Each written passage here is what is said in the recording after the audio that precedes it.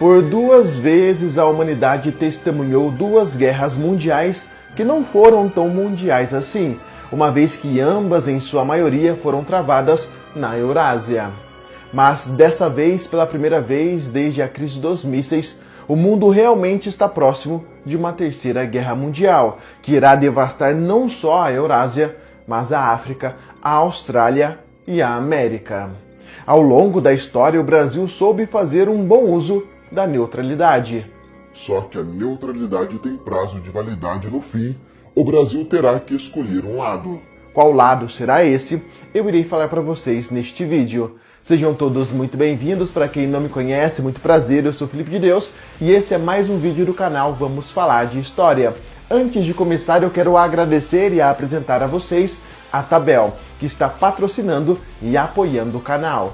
A Tabel é uma grande empresa brasileira que vem se destacando no mercado com seus acessórios, roupas e equipamentos tanto para os amantes de aventura quanto profissionais militares. É a Tabel, a criadora da Thunderbell. 100% nacional e desenvolvida com os melhores materiais, a Thunderbell é respirável, resistente à água, possui palmilha de absorção de impacto, um solado aderente e uma palmilha antiperfurante. Além de tudo isso, a Thunderbell é extremamente confortável. A Thunderbell, assim como qualquer outro produto da loja Tabel, contém 10% de desconto para quem utilizar o cupom Vamos Falar de História. Acesse www.tabel.com.br. Os melhores aventureiros merecem os melhores produtos e na Tabel você encontra tudo para a sua aventura. A Finlândia, que já travou uma guerra contra a União Soviética, dará início oficialmente ao processo de adesão à OTAN. O cenário atual da guerra travada entre russos e ucranianos faz com que muitos especialistas achem que o mundo realmente está caminhando para uma terceira guerra mundial. Inclusive, 50% dos 19 mil inscritos que participaram da enquete aqui do canal acha que o mundo realmente está caminhando para uma guerra de escala global. Mas em qual lado o Brasil ficaria? O Brasil, talvez traumatizado pelas graves sequelas da Guerra do Paraguai, adotou a neutralidade como um dos principais alicerces de sua política externa. A manutenção da boa relação diplomática no cenário internacional deveria ser garantida até mesmo em tempos difíceis. Tal neutralidade poderia ser rompida somente em casos extremos. Em julho de 1914 eclodiu a Primeira Guerra Mundial. Naquela época, a Alemanha, Inglaterra e França eram os principais parceiros comerciais do Brasil. No dia 4 de agosto daquele ano, o governo brasileiro, respaldado pela Convenção de Haia, declarou a neutralidade buscando não restringir os seus produtos exportados. Só que 3 anos depois, um navio brasileiro foi atacado por submarinos alemães.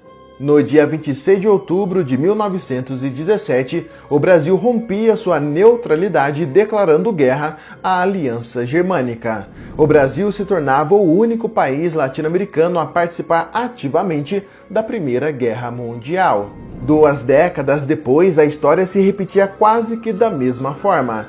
Em 1939, eclodiu a Segunda Guerra Mundial. O Brasil, liderado por Getúlio Vargas, seguiu a mesma doutrina da Primeira Guerra e optou pela neutralidade. Uma neutralidade que muitos suspeitavam que poderia ser rompida para o lado das forças do eixo, uma vez que Getúlio Vargas flertava com o regime de Mussolini. No início dos anos 40, o Brasil ainda era quase que inteiramente rural e almejava a expansão do processo de industrialização. Isso foi visto como uma boa oportunidade pelos Estados Unidos para estreitar as relações com o governo brasileiro e isolar ainda mais os países do eixo. Nascia assim a política de boa vizinhança entre o Brasil e os Estados Unidos, mas isso ainda não era o suficiente para fazer com que o governo brasileiro rompesse a neutralidade na Segunda Guerra Mundial. No ponto de vista estratégico, o Brasil, considerado um porta-aviões natural, era logisticamente favorável para o transporte dos aliados a partir do Nordeste rumo à Europa. Entre o final de 1941 e o início de 1942, diversos navios brasileiros novamente foram atacados por submarinos alemães. O Brasil novamente rompia sua neutralidade e declarava guerra ao eixo. Tivemos outras guerras na América do Sul e na região, como a Guerra do Chaco, a Guerra Peruano-Equatoriano e a Guerra das Malvinas. Todas elas, o Brasil manteve a neutralidade. As únicas vezes em que o Brasil rompeu a sua neutralidade a partir do século XX foi somente durante as guerras mundiais. No dia 14 de abril de 2017, no contexto das crises envolvendo a Síria e a Coreia do Norte, eu também postei um vídeo aqui no canal falando a respeito de qual seria o posicionamento do Brasil em uma eventual terceira guerra mundial. Tenho que lembrar vocês de que o Brasil é um país que mantém ótimas relações diplomáticas com 98% dos outros países. Com certeza, isso iria influenciar muito na hora de escolher um lado. Com certeza, o Brasil iria manter a neutralidade até onde desce. Mas no fim das contas, eu acredito que entre o BRICS, que é apenas o grupinho informal comercial, e o Tratado Interamericano, o Brasil acabaria novamente ficando ao lado dos Estados Unidos da América. 3 anos depois, no dia 3 de janeiro de 2020, no contexto da crise entre Estados Unidos e o Irã, eu também postei um vídeo aqui no canal falando a respeito de qual seria o posicionamento do Brasil em uma eventual terceira guerra mundial. Se a terceira guerra mundial ocorresse hoje, se o Irã declarasse guerra aos Estados Unidos e isso resultasse em uma guerra de escala global hoje, o Brasil ficaria ao lado dos Estados Unidos. Isso porque hoje o governo brasileiro e o governo norte-americano estão alinhados ideologicamente falando. 2 anos se passaram e muita coisa mudou. A geopolítica, as relações diplomáticas, o governo, tudo está em constante mudança, tanto que em ambos os vídeos de 2017 e 2020 eu descartava a possibilidade de uma terceira guerra mundial, uma vez que essa guerra seria autodestrutiva, levando todos para o mesmo buraco, e isso já seria o suficiente para fazer com que os países não entrassem nessa briga em uma eventual terceira guerra mundial. Hoje eu penso diferente. Mas aí eu te pergunto, se você estivesse em uma guerra onde a derrota militar, política e financeira parecesse ser iminente, o que você faria? Cairia sozinho ou arrastaria todos com você? Porque é exatamente essa a impressão que eu tenho a respeito de Vladimir Putin. O líder russo cruzou uma linha que beira o limite do tudo ou nada. Entre sair derrotado e comprar uma briga maior, Putin optará pelo pior. Mas Felipe de Deus, no seu ponto de vista, o Brasil ficará em qual lado? Ao lado dos russos ou norte-americanos em uma eventual terceira guerra mundial?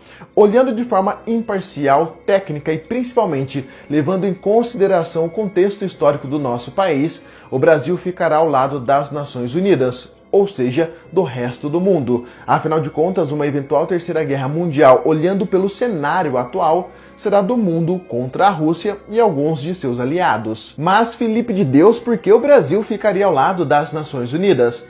É muito simples. O Brasil sofreria grande pressão interna, pois a população, em sua maioria absoluta, entende que Vladimir Putin é um tirano e não tem fundamento uma democracia ficar ao lado de uma tirania. O Brasil sofreria pressão externa de praticamente todas as democracias do mundo. Então, olhando pelo contexto histórico, olhando o cenário atual, se nesse exato momento eclodisse a Terceira Guerra Mundial, a tendência natural é que o Brasil ficasse ao lado das Nações Unidas contra a Rússia e seus aliados. Mas Felipe de Deus e o BRICS? Bem, hoje o BRICS, além de ser apenas um bloco informal de cooperação, não é o suficiente para fazer com que o Brasil trave uma guerra contra as Nações Unidas, uma vez que o Brasil, ao lado da Rússia, travaria uma guerra praticamente sozinho contra toda a América. No fim, a única opção para o Brasil em uma eventual terceira guerra mundial será ficar neutro ou ao lado das Nações Unidas.